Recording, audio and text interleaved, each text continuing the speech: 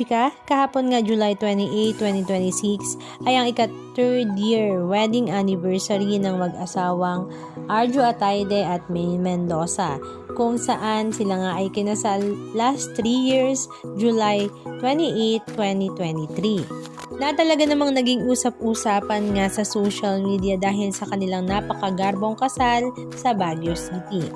At ngayon nga ay usap-usapan pa rin sa social media ang mag-asawang Maine Mendoza at Arjo Atayde dahil lately nga ay talaga namang walang update ang kanyang asawa na si Maine Mendoza sa kanyang social media account kung kamusta na nga ba ang kanilang relasyon ng kanyang asawa.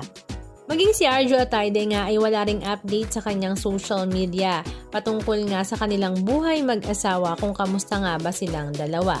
Ang kanya nga daw last post ay noong March 2026 pa, noong binati nga rin niya si Maine. Matatandaan nga noong nakaraang mga buwan or first month ng taong 2026 ay naging usap-usapan na sa social media ang kanilang relasyon na kesyo hiwalay na nga daw ang dalawa dahil nga sa iba't ibang espekulasyon sa social media. Pero wala namang tugon ang dalawa to patungkol sa issue na ito.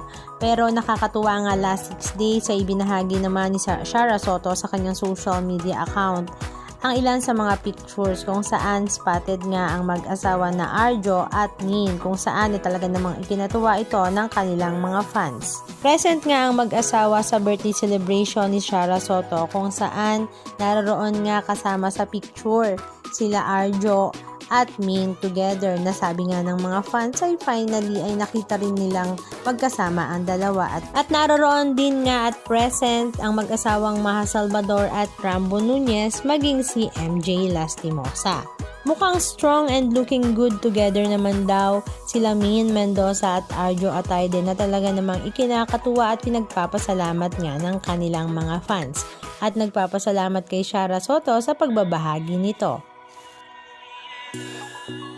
Happy birthday!